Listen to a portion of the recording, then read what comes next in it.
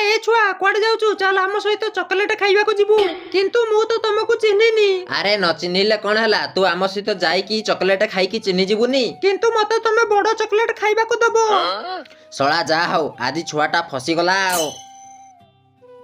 ଆରେ ଏ ଛୁଆ ତୁ ଏବେ ଯିବୁ କୁଆଡେ?